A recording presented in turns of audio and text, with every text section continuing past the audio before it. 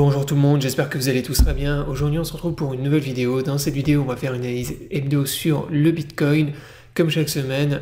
Donc cette semaine l'analyse va être assez rapide puisque la situation n'a pas beaucoup évolué. Actuellement on est bloqué dans un énorme range, un énorme pattern de consolidation. Donc on va voir ça dans la vidéo. Donc on va voir également de quel côté les probabilités de venir casser le pattern sont les plus importantes.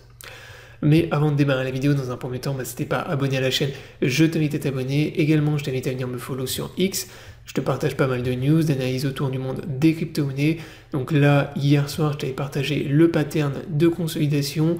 Donc je t'avais dit qu'on avait une grosse baisse de volatilité. En tout cas, que moi, je m'attendais à une forte diminution de la volatilité dans les 2 semaines à venir, jusqu'au halving. Et ensuite, on allait avoir une cassure de ce pattern qui allait entraîner le prochain gros move sur Bitcoin. Également, si t'es intéressé par le trading des crypto-monnaies, je t'invite à me rejoindre sur Exchange Bidiet et MEX, qui sont mes 2 exchanges préférés pour trader les crypto-monnaies.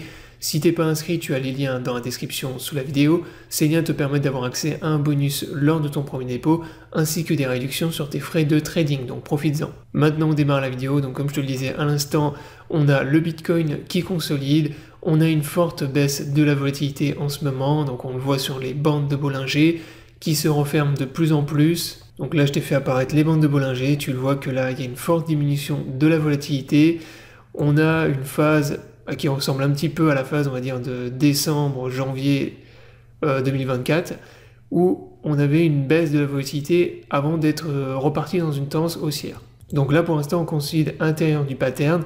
Tant qu'on est à l'intérieur, on est bloqué à l'intérieur de ce range, pour moi il n'y a rien à faire, il faut vraiment là attendre une cassure comme d'habitude, une cassure du triangle et vraiment une validation de la cassure du pattern pour se positionner et suivre le marché. Donc ça c'est la raison pour laquelle je vous ai dit que l'AT cette semaine va être très rapide, puisque là on va entrer je pense dans une phase jusqu'au halving où le marché ne va pas vraiment faire grand chose, où ça va pas trop bouger et où la volatilité va continuer à diminuer.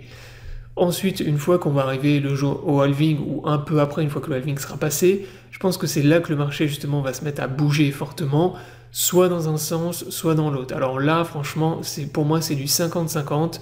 Historiquement, on a déjà vu le Bitcoin crash, en tout cas fortement corrigé après le halving. Donc c'était en 2016 qu'on avait eu le halving lors de ce cycle. Et bien vous voyez que juste après le halving, qu'est-ce qu'il a fait le Bitcoin? Et bien il est parti dans une tendance baissière. Donc on a eu une forte correction.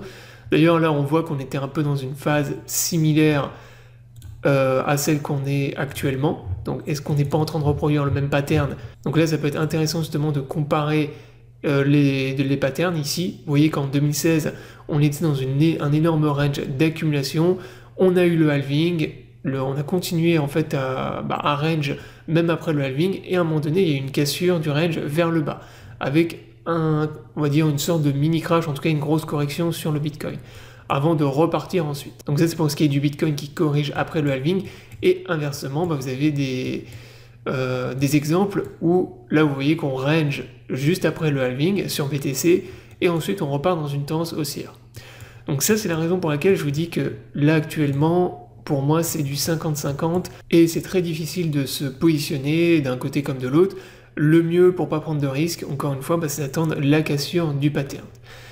Dernière chose, si on regarde les maps de liquidation, qu'est-ce qu'on remarque? Eh bien, on remarque qu'il y a des grosses liquidations d'un côté comme de l'autre. Donc là, on voit qu'au niveau des gens qui longuent, il y a une grosse pool de liquidation sous les 65 000 $, c'est-à-dire sous les niveaux de prix du dernier plus bas. Donc il y a énormément de gens là qui ont long et qui ont mis leur stop loss, en tout cas qui ont leur niveau de liquidation sous le dernier plus bas qu'on a fait ici au niveau des 64 000, 65 000 $.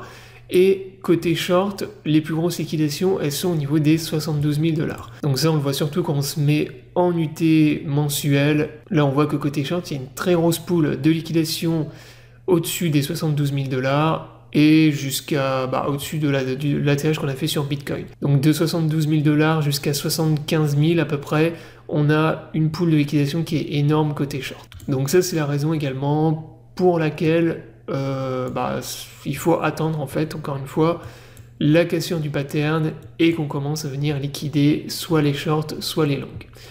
Donc voilà, là j'espère que la vidéo vous aura plu, je vous invite à vous abonner à la chaîne pour ne pas rater les prochaines vidéos. Je vous souhaite à tous une bonne journée et à bientôt pour une prochaine vidéo.